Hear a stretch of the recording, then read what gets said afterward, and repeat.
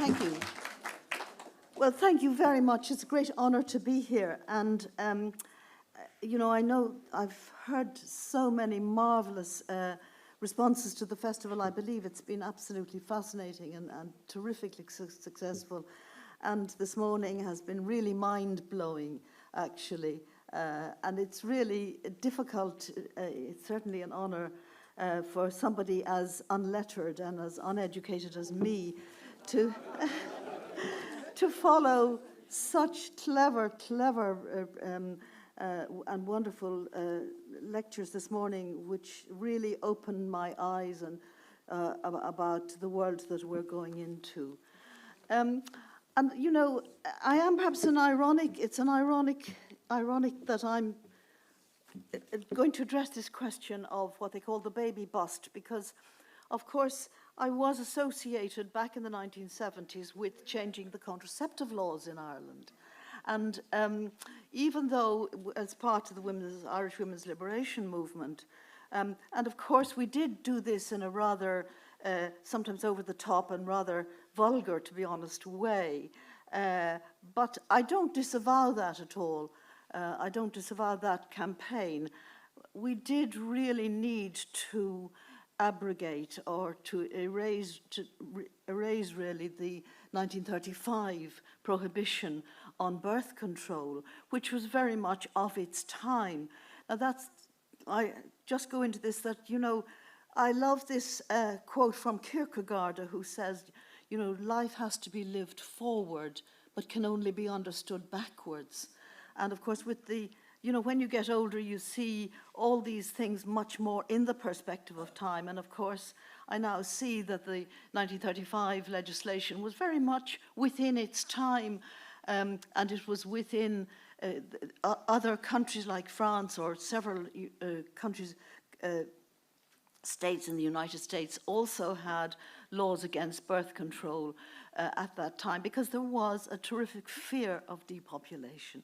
And of course there was a moral perspective to the Irish prohibition, but nevertheless, if you look at it in terms of the geopolitical perspective, there was a terrific fear. And I suppose that followed the First World War as well, which had of course been absolutely devastating, and especially in France, which had lost so many men and during that time.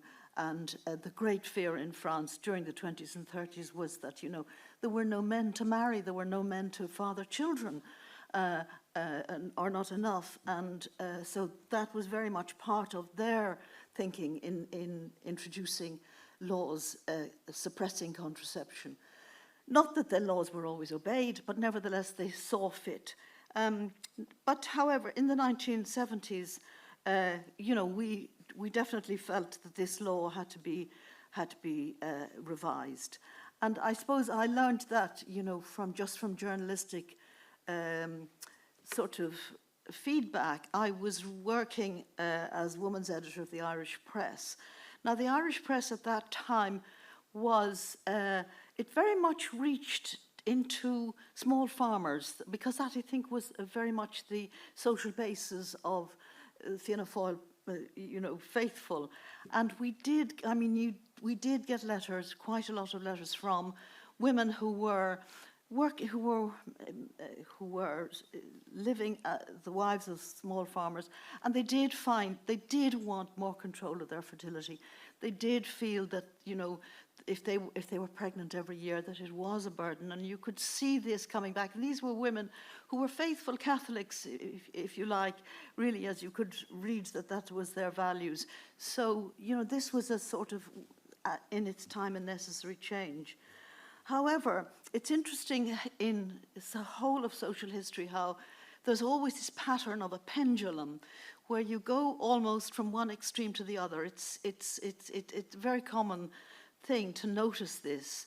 I think an interesting, a little example of this is again a French example that, and that's no pun on Percy French, but I am interested in the history of France in the middle of the 20th century. And I was just reading the other day that when the prisoners of war, the French prisoners of war, came back to Paris, they'd been in these terrible concentration camps, the survivors, They were absolutely at death's door, and they were skeletal, and they were underfed, and they were in a terrible state, and they arrived in Paris. And what did the Parisians think the best present to give these poor prisoners of war? What was the best treat they could give them? Cigarettes. They arrived at the Gare de l'Est, offering these prisoners, look, we've all these cigarettes for you, because cigarettes were considered such a comfort and, such a sense of camaraderie. Well, now, that's kind of a metaphor of how, cigarettes are the worst thing in the world now. And, you're a pariah if you smoke. It's just an interesting example of the way the pendulum swings. And the pendulum has swung as well on such issues as regarding contraception as it was in the mid-century, as something perhaps indecorous, certainly, or not mentioned. I mean, even in Britain, it was sold in under plain wrapping. It could be sent to you under plain wrapping. So there was always that notion of being very discreet, and now it's sort of moved right into the center point of lives. And in fact, it's been observed really in the United Kingdom now that that young people are taught so much about contraception at school as part of sex education that they don't know very much about conception, and they don't know very much about actual fertility. And people like, progressive liberals in the Human Fertility and Embryology Institute, are saying we're getting these huge numbers now of women wanting to freeze their eggs.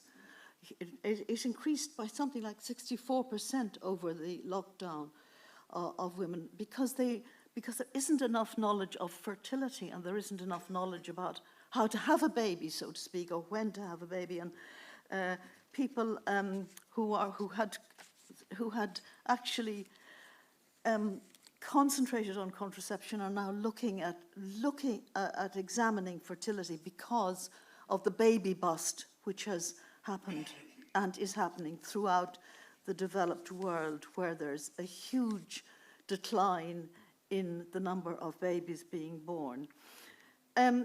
Now, I just want to first say, most importantly, that when we look at something like demographics, I think it's very important, not to be personal in a way about this, or not to make personal judgments, because not everybody is suited to being a parent, and not everybody is suited even to being married. And lots of very good people have served humanity wonderfully as single people. So I don't think one should ever judge about people, whether people have children or not. First of all, it is their own business, and there are many things that we often don't know about other people's lives. There's a couple I know a little bit, and they're very into climate change activism and animal welfare and so on. They're very hipster and very aware of social justice issues and so on, and they're childless. They've been married for about 20 years. And I assumed that they were childless by choice. I assumed that they chose to be childless because quite a lot of people in the climate change movement are pledging to be childless by choice so as not to add to the world's population.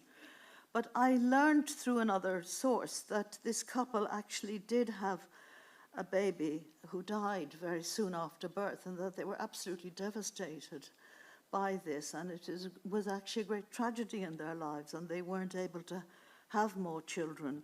And I think that taught me not to imagine that just because people are into something like climate change or so on, not to make judgments about them, but because we don't know. So this is a sort of overview, and it's not a personal thing. It's about whether people have children or not.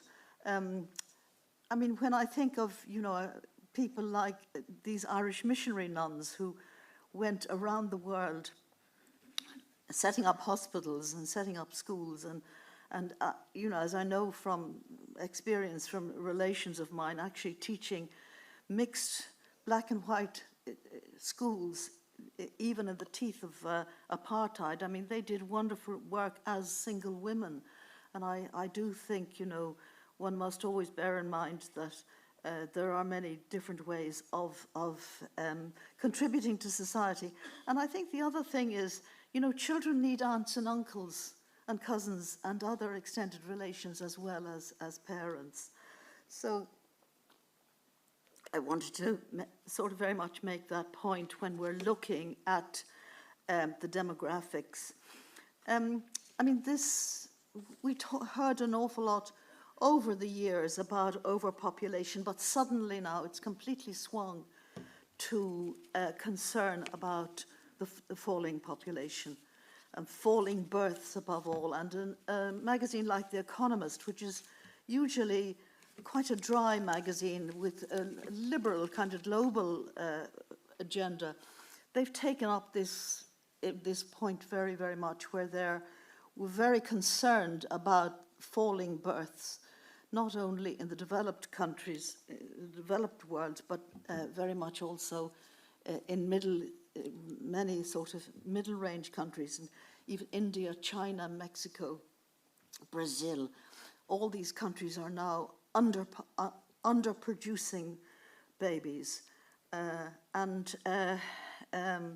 countries like Italy and Japan are in serious trouble because of the demographic fall. I mean, it's been calculated that by 2050, you know, Italians will have no brothers and sisters, no uncles and aunts, and no cousins. I mean, that's a bit of a sweeping idea, but you know, that's very much, I suppose, this is why Giorgia Meloni is very much trying to encourage Italians to have children, to have families, because of the baby bust. I mean, the average Italian today is 47. The average Japanese is 49. And I suppose it is ironic when I think of Ireland, and I think of the way in which the Celtic Tiger years from the 1990s absolutely made Ireland such a dynamic society, such an innovatory society. And one of the reasons why that happened is that the Irish came relatively late to birth control. So there were a lot of young people. It was the fact that Ireland was a young population, which actually was a very important factor in making it a dynamic society. That's one of the points The Economist continually talks about, is that you know, when you have a young population, you get much more innovation. Well, of course, the innovations that Keith was talking about, and they're also concerned that when you get an older population, even the young people are less dynamic. And of course, the other problem that is concerning the financial experts is that we won't be able to pay pensions if we have if we don't have more babies coming on, coming on stream, as it were.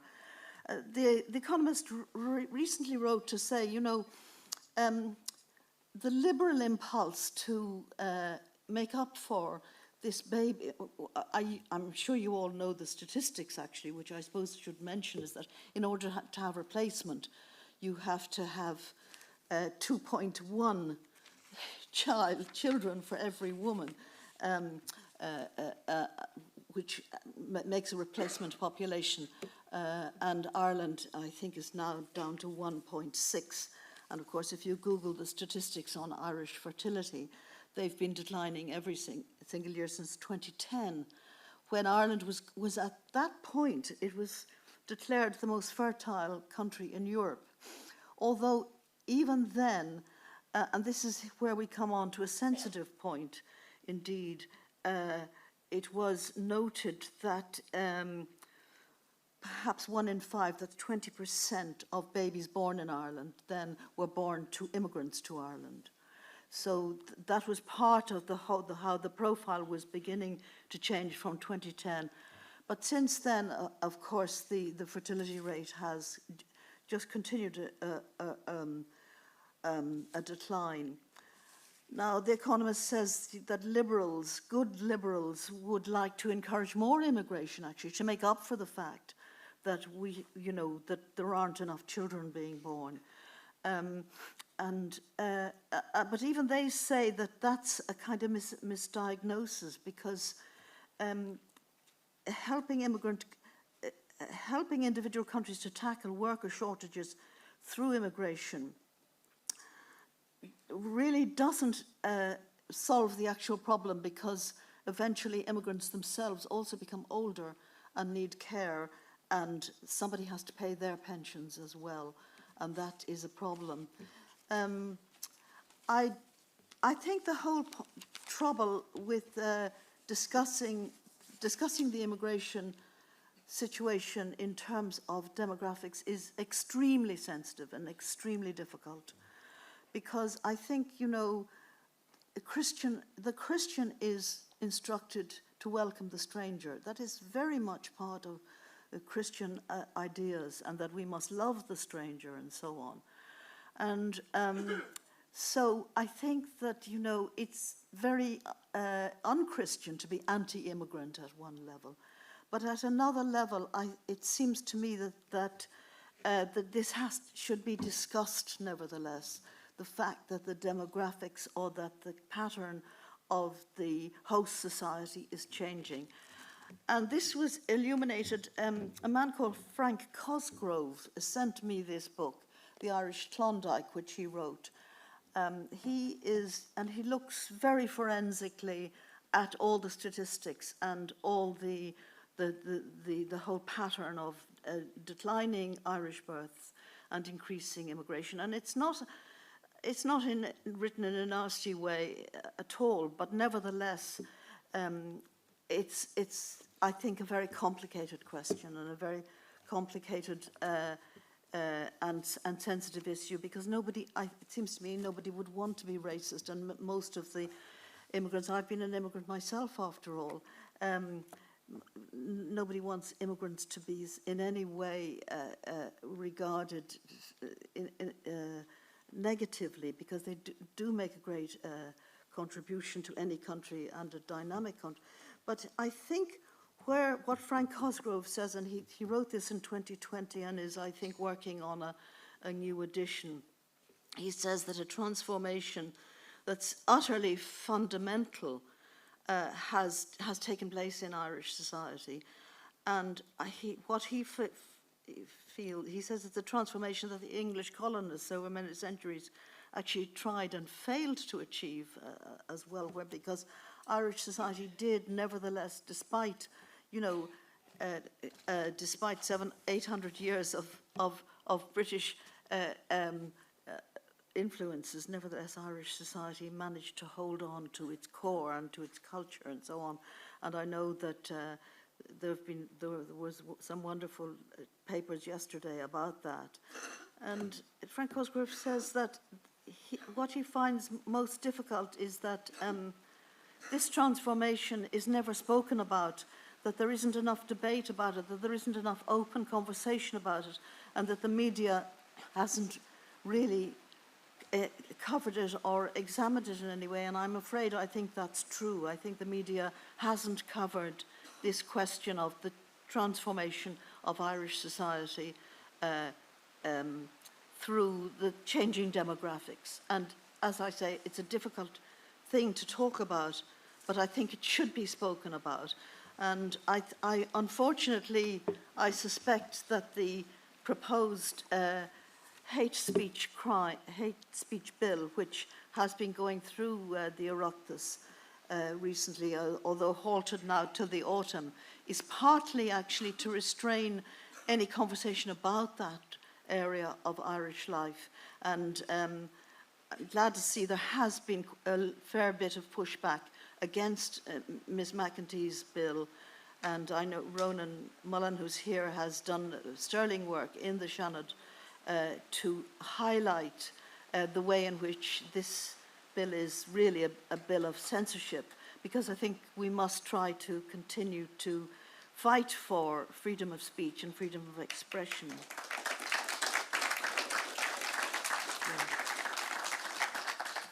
One of the points that in the Economist surveys of this baby bust, which, as they say, is happening throughout the West, everywhere except Africa, actually, is that the way in which, with a gerontocracy, there may be more pressure as well towards procedures like euthanasia and assisted dying, because the old will become too much of a burden on society if there aren't enough young people. And that is a very big concern. There is a marvelous Japanese movie which has been made about this. It came out early this year, but it was really only shown in art houses. And I think if you can possibly see it, or if it comes onto Netflix, or if there's a streaming service or a DVD, it's really very, very instructive. This movie is called Plan 75. And it's a sort of science fiction in the sense that it's projecting a Japanese society in just maybe about 5 years' time, where the government has come up with this idea of offering anybody 75 years old or older a voluntary euthanasia. And the way in which it's, of course, the Japanese government has already spoken about the burden of having too many old people and not enough young people. And in Plan 75, it's all very beautifully organized. It's organized with very respectfully and very politely, but it invites anybody over 75 to come forward. The government will give them $1,000. They will organize a painless death, and they will also offer other little inducements like a spa weekend or something like that before the exit takes place. And these young people are trained to be the bureaucracy, if you like, to organize this, and they do it very nicely. And talking about the advantages of this, you won't have any more worries, and we'll organize everything. And they explore it. But what transpires is really a very poignant story, that the two most obvious, most common reasons why people come forward to have assisted suicide, to have euthanasia, is number one, they're lonely. That's one of the big reasons in the movie. And the second reason is, rather poignantly, they come forward because they don't want to be a burden on their families. They don't want to be a burden on society because there's nobody to take care of them. And this has an impact on the people who are actually administering the Plan 75. It's a brilliant movie, and one of the women who's kind of the protagonist, and she comes forward because she really is lonely, and she has no family left. But she does, anyway, I won't spoil the story, but there is a sort of redemptive ending for her. But it's a very, very instructive movie about how, if you have a society where there are too many old people and not enough young people, you are going to move into this rather dangerous area. And I think, although with something like assisted dying, although I think it's absolutely true that some people are very compassionate in their motivation to support assisted dying, perhaps they've seen somebody who had a very painful mortal illness and they want to help them.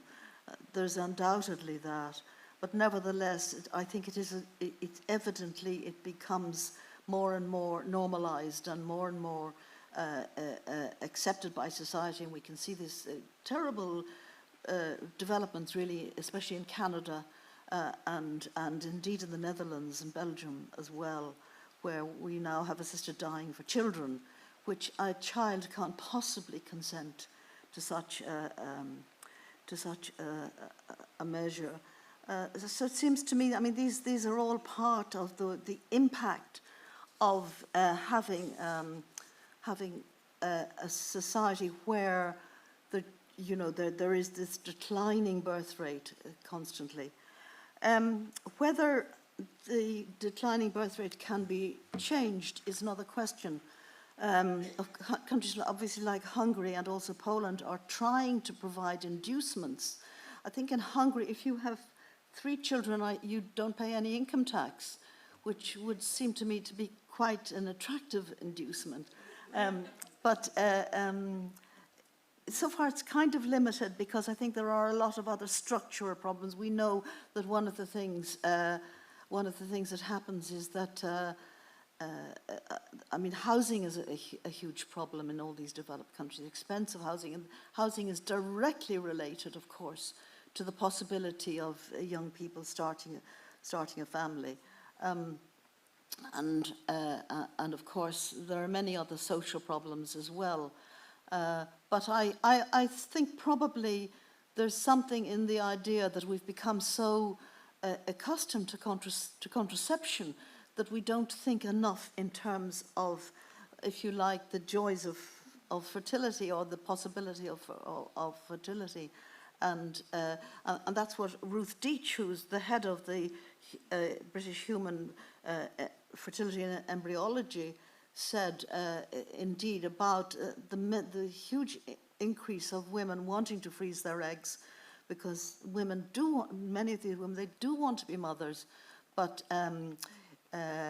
they haven't found the right man, or they haven't found the right opportunity, and so on. And some of them, she's advising women, actually, if they want to freeze their eggs, that they should do so in their 20s, because that's something that they should sort of know about. Maybe artificial intelligence will solve that problem as well. We don't know.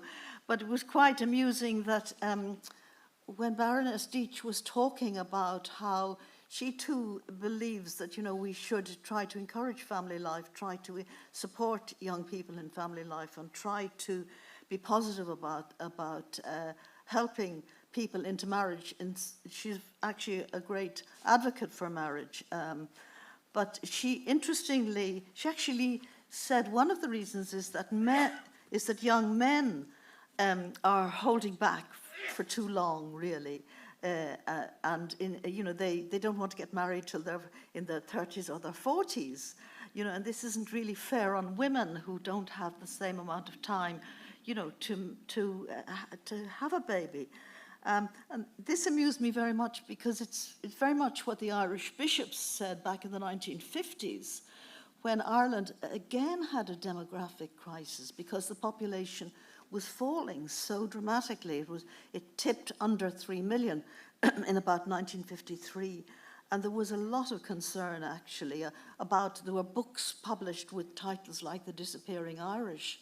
And, people were saying, will the Irish be like the Mayans, a sort of disappeared culture because of this demographic crisis, because of the falling population? A lot of people were emigrating, and a lot of people were holding back from getting married and having families because of the economic problem. And certainly a declining population like that usually means that there isn't confidence or trust enough in the future. Again, the Irish bishops came out and said it's these selfish men, these selfish farmers who are bachelors, and they won't go off and just get married to some nice young woman, but they want to sort of live their own lives. And I thought that it was quite amusing that this very advanced British baroness was rather in line with Irish bishops in the 1950s. So, I mean, things swing in pendulums, and they swing back again. So I think in the end one shouldn't be too pessimistic, because human life is a wonder at the end of the day, and it does restore itself and renew itself. And I'll just finish really with a little a sort of example of that of allusion to artificial intelligence. I had a cataract operation about 12 days ago. And of course, when I went to the clinic, and it was all very professional, and the doctors were wonderful, and there was a lot of technology, of course, and so on. But one of the things the clinic provided was a young nurse to hold your hand while you're having scalpels and needles stuck into your eye, because even though you get a little local anesthetic, it's still a little bit anxious. Seeing it gives you a slight amount of anxiety. And this young nurse was absolutely lovely, and she had a very nice warm hand, and she's standing there. She said, "I'm holding your hand now, so don't worry, Mary, I'm holding your hand." And I thought, number one, that is a job that will not be replaced by a robot, to have a human being hold your hand. But of course, secondly, we must have the nurses and the young people to be nurses. In the first place, we must have the human staff, and that means that we must have a more positive approach to supporting families and to helping young men and women go forward and have babies, which is what we are all going to need in the future. Thank you very much for listening. I'm sure we can expand further on questions. Thank you very much, Mary Kenny, for that very interesting presentation. Thank you. Okay. So, folks, if you want to direct any questions to Mary based on her talk just now, bearing in mind that we are going to have a 4-strong panel discussion before lunch. But as I said, if anybody wants to respond to anything Mary said there or make any comments, yes.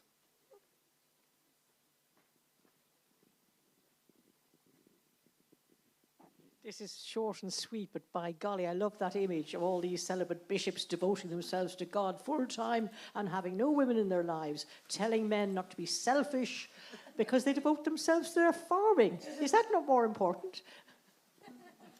Well, I suppose so, but again, to put this in social context, some of these bishops and clergy of that time, they would have come from families of 6, 8, or 10 themselves. So they would have been, there would be lots of uncles and aunts and cousins and everything like that. So they could, in that situation, it didn't really matter if 1 or 2 went off to be bishops, or I don't mean it that way, but that was the context. I mean, that's what really struck me. I wrote a book last year called The Way We Were, which was just looking at Catholic Ireland since 1922. And, that was one of the things that really struck me about the people who built the Irish state, was that they very often did come from big families, of course, in those days. And I sort of, that did build a big family network, big extended family network, which were really quite supportive to people. But of course, it did exclude people in a way who didn't have supportive families. And I suppose that comes up in something like the mother and baby homes, where there was the families so often who rejected the young women. So the family sometimes could be a bit tyrannical as well as supportive. But I suppose that's the aspect. Now, some people would say that Irish family life is still quite stable and quite strong. I think Dr. Jim, who I see in the audience, says that he finds that as a GP, that Irish family life is still basically quite stable. But are we producing, is Irish family life, will it continue to be looking at this baby bust? Maybe you might address that, Jim. That's Dr. Jim Clark, isn't that right there? He's a very experienced GP on these things. Thanks very much, Mary, and I really enjoyed your chat. And I've been a GP for 50 years, a single-handed GP in Rathcoole, County Dublin, and I'm very enmeshed with the community. And I've grown old with the community. I went there when I was 27, I'm 71 now, and I've seen people being born I've seen the children get married and then having children themselves. And I find that it's like a two-level thing. When I talk to people, when you read the media, you see a certain agenda being put forward when you look at television, and it's all kind of pillaring the family, the male figures, the father figure, the police, the priests.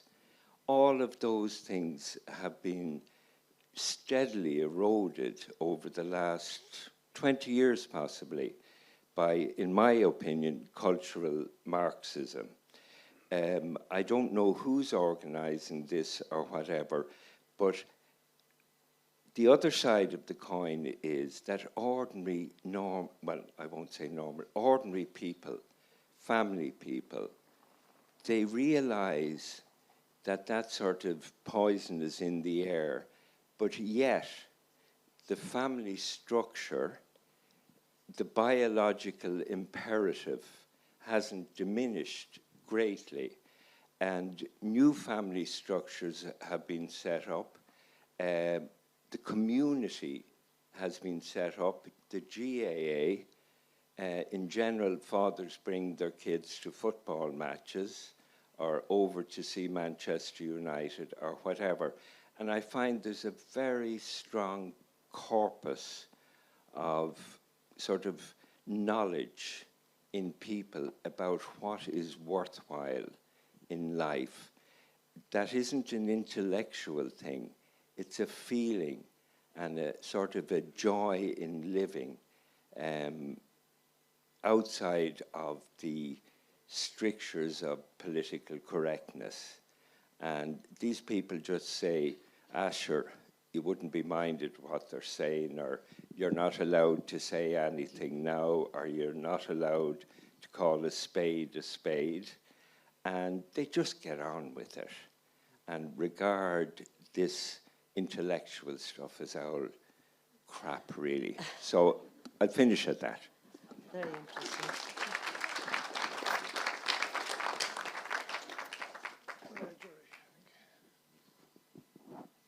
Just to follow on from that, he measured the intellectual aspect of life. Have we been intellectualized out of our basic instincts? Because if you look at the swallows nesting in our shed at the back of the house, their whole impetus is to rear a family to fly back to Africa with them. You know, that's their sole function and their sole. Now we're so far advanced in our culture and civilization that imperative, that biological imperative that Dr. Jim referred to, is no longer considered relevant. Well, I suppose, you know, this is one of the things that hits a liberated woman when she becomes a mother, you know.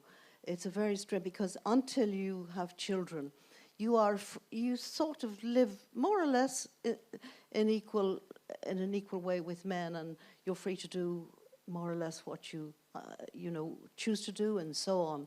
And then suddenly, first of all, the whole act of giving birth, suddenly, I mean, even Simone de Beauvoir wrote very, very well about this. Suddenly you think, here's nature, it's coming down. You can't stop it. Nature has taken over. It's taken over my body, it's taken over my will, and here comes another human being, and suddenly it's the miracle of birth, and there's a new life, and you think, and I'm responsible for this life, but I'm not controlled, because I think, you know, the whole agenda of we have a choice over everything, and we're in control over everything, and it's only nature that teaches you that this, in a way, is a kind of pride. We're not in control of everything. We're not in control even of our own bodies, which is also an experience you have as growing older. You realize you can't stop this arthritis by saying I'm in control, or you can't stop whatever. You know, you are dependent on others, and you do realize that nature takes its course as you go along. And I think that is a sort of big shock to kind of modern people, and especially to metropolitan people. I mean, I grew up in Dublin, and I'm a city girl very much, and I have come to realise that we were really quite separated. It wasn't always the case. I mean, in the 1940s, we had hens in the garden in our garden in Sandymount. And my mother, who came from County Galway, would think nothing of wringing a hen's neck and plucking it, eviscerating it, and then cooking it, And if you move from that to just going to take a chicken off a supermarket shelf, you've completely lost the notion that, organic food, of where food comes from, and there are seasons to food, and so on. And so I think the whole area of urbanization has done that as well. But at the same time, I think life teaches you lessons, and nature really does often reassert her power over us in so many ways. And we do have to come to realize that we are not the kings and queens of the earth, But as Keith said, maybe the robots will have to teach us that. I'm not sure. I thought that was very interesting, especially what he said about homo sentience, that we're feeling people as well as intellectuals. Well, nature will take over as long as the child gets to birth. Yes. Yes. Sorry, that lady. Yes, yeah. Paul, there's a lady there. Yeah. I'd just like to thank you for bringing up such an important topic as demographics, because, I feel very sorry for young people today. The main problem is there is no good childcare. That's true. They can't afford it. Yes. And I don't think it's actually a choice that people are making not to have children. It's actually something that's really being put on them. Couples have to go out, both people have to work to afford to pay rent or to pay, a mortgage. So childcare is very expensive, as anyone who has children knows, or, grandparents know about their children, and often Yes. grandparents end up sort of being child minders when they don't actually really want to be a child minder. But so the government really needs to do something here about childcare and supporting people. In Scandinavian countries, they have great childcare systems and have had going back for 40 years. They supplement childcare so people can afford childcare. So they're encouraging people to have children. Now, the other point, I admire your courage for talking about demographics and culture and so on. And I assume from that you're talking about immigrants of colour possibly coming in here or with different religious beliefs. Otherwise, it wouldn't be such a sensitive issue.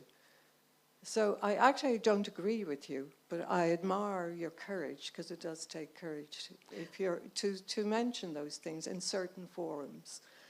But sorry, can I just ask you there? I didn't express an opinion personally, really, about whether I've mixed. Sorry, maybe I misunderstood. No, I'm saying that it's something we should speak about and we understand about. I also think that immigrants bring great dynamics and great benefits to any society. That's absolutely obvious. Okay, I wasn't quite sure what point you were making there. No, I was just describing the situation, and I was citing somebody like Frank Cosgrove, who's gone into the forensics of it much more closely, really, and of looking at whether the profile of Irish people will change, and whether the culture of Ireland will change as a result, the essential culture of Ireland. I'm just saying this is a question to be for a conversation. Okay. Right, okay. So, well, I wasn't quite sure, what point you were making there. So then... It's just a descriptive... just to open up the conversation. And I mean, I suppose the other thing that the demographers, I mean, Paul Morland is he's a kind of leading demographer, has written about this in several books, and he's bringing out another one, yes, is of course that immigrants in general have more children than the host community do Yeah. in all these European societies. You know. Sure. So that, it may bring up critical social questions, critical social divisions. I mean, there's a lot of problems in France, for example, a lot of conflict, really, if you like, social conflict over that. I'm just saying there should be conversation. We shouldn't censor. I mean, this can be done respectfully and tolerantly, but we shouldn't censor a conversation about it. Well, just to finish my point, I'd just like to say that the demographics here in terms of non-white people in Ireland, or white people in Ireland, should I say, are 94.1%. So we have sort of under 5% of people who come from India, Africa, and other countries. So